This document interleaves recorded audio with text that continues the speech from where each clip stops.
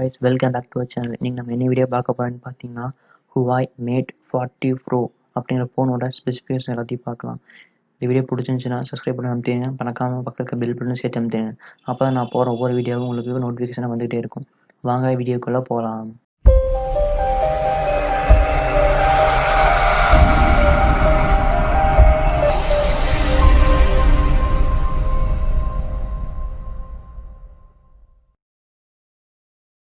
இந்த ஃபோனோட ஹைட் பார்த்தீங்கன்னா 162.9 மில்லிமீட்டர் வருது.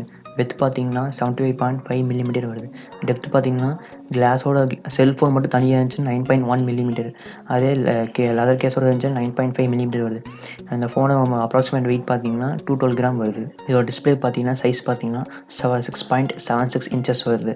இதோட டிஸ்பிளே டைப் பார்த்தீங்கன்னா OLED டைப் தான். ஆனால் இது டிஸ்பிளே மேலே ஃபிங்கர் பிரிண்ட் சென்சார் வருது. அதே மாதிரி இதில் வந்து 90 ஹெச் வரைக்கும் ரெஃப்ரெஷ் ரேட் இருக்குது, 240 ஹெச் வரைக்கும் டச் சாம்பிளிங் ரேட் இருக்குது. அதே மாதிரி ஒரு கலர்ஸ் எவ்வளோ கலர்ஸ் இருக்குதுன்னு பார்த்தீங்கன்னா 16.7 மில்லியன்ஸ் கலர்ஸ் இருக்குது. ஆனால் டிஸ்பிளே மேலே கிறிஸ்பியாகவே இருக்குது. ரெசல்யூஷன் பார்த்தீங்கன்னா FHD + 2772 × 1345 பிக்சல்ஸ் இருக்குது. அதோட ப்ராசஸர் பார்த்தீங்கன்னா CPU வந்து ஆக்டோகோர் ப்ராசஸர் யூஸ் பண்ணியிருக்காங்க. ஜிபி பார்த்தீங்கன்னா 24 core mail G78 GB use பண்ணியிருக்காங்க. இது நல்ல ஜிபி, ஆனால் கேமிங் எக்ஸ்பீரியன்ஸ் நல்லாவே இருக்கும். அதே மாதிரி NPU பார்த்தீங்கன்னா dual big core and plus tiny core NPUs use பண்ணியிருக்காங்க. நம்ம இந்த ஒன்று யூஸ் பண்ணாலே கொஞ்சம் நமக்கு யூஸ் பண்ண நல்லாயிருக்கும். இந்த 2 யூஸ் பண்ணாலும் ரொம்ப யூஸ் பண்ணுறதுக்கு செமையாகவே இருக்கும். இதோட ஆப்ரேட்டிங் சிஸ்டம் பார்த்தீங்கன்னா MUI 11.0, அதாவது Android 10 பேஸ் ஆகி ரன் ஆகிட்டு இருக்குது. இதோட மெமரி மேனேஜ்மெண்ட் பார்த்தீங்கன்னா 8GB RAM + 256 ROM வருது. அதாவது 256 இன்டர்னல் ஸ்டோரேஜ் வராது. 128GB வந்து இன்டர்னல் ஸ்டோரேஜ், 128GB வந்து நேனோ மெமரிக்காக அவங்க மெமரிக்காக எக்ஸ்டெண்ட் கொடுத்துருவாங்க. இப்போ இதோட கேமராவோட ஸ்பெசிஃபிகேஷன்ஸ் எல்லாத்தையும் பார்க்கலாம்.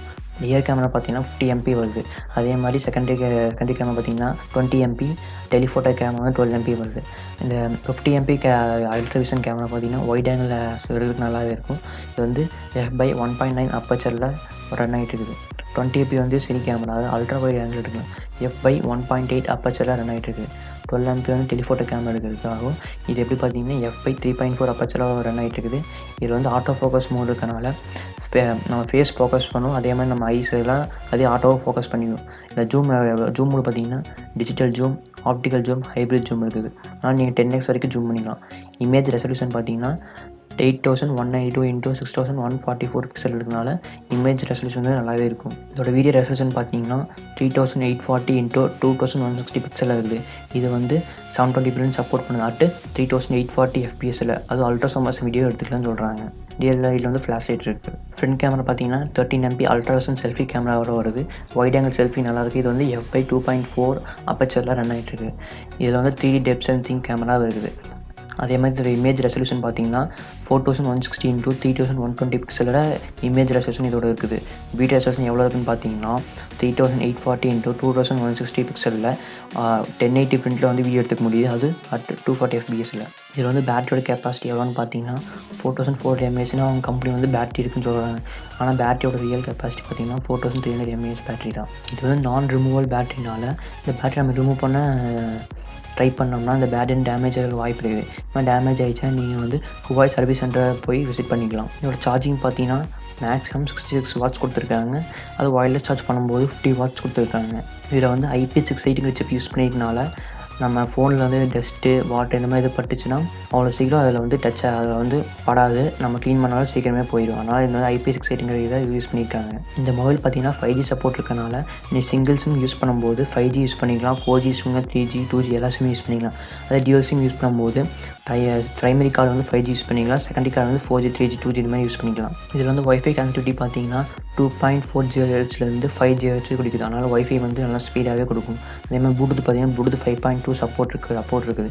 இந்த USB வந்து Type-C கேபிள் கொடுக்குறாங்க, சார்ஜிங் கேபிள். அதே மாதிரி இதில் வந்து ஏஜாக் கொடுக்குறாங்க. அப்போ வர ஃபோனெல்லாம் கொடுக்குறதுலாம் இதில் வந்து ஏஜாக் கொடுக்குறாங்க. ஆனால் Type-C ஏஜாக் கொடுத்துருக்காங்க. இதில் வந்து சென்சார்ஸ் நிறைய யூஸ் பண்ணியிருக்காங்க. என்னென்ன சென்சார் யூஸ் பண்ணியிருக்காங்கன்னா gesture sensor, 3D face recognition, gravity sensor, infrared sensor, fingerprint sensor, barometric pressure sensor, gyroscope, compass, ambient time sensor, proximity sensor, laser sensor, color temperature sensor இதெல்லாம் use பண்ணியிருக்காங்க. இப்போ இந்த box என்னென்ன கொடுத்துருக்கான்னு பார்க்கலாம். Box வந்து phone இருக்கும், charger இருக்கும், charger Type-C cable இருக்கும், Type-C இயர்ஃபோன்ஸ் ஒன்று இருக்கும், ஃப்ளெக்சிபிள் கிளியர் கேஸ், அதாவது பேக் கேஸ் கொடுத்துருப்பாங்க, அதுமாதிரி ஸ்டார்ட் கைட் கொடுத்துருப்பாங்க, ejector tool, sim eject tool கொடுத்துருப்பாங்க, வாரண்டி கொடுத்துருப்பாங்க. இது எல்லா செல்லு இருக்க மாதிரி இந்த செல்லு இருக்கும். அதே மாதிரி இந்த செல்லு ஒன்று சொல்ல மறந்துட்டேன். இந்த செல்லில் பார்த்தீங்கன்னா full and full dual punch hole camera இருக்குது.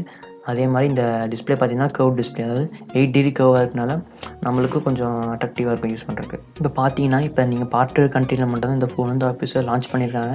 இன்னும் இந்தியாவில் வந்து லான்ச் பண்ணல.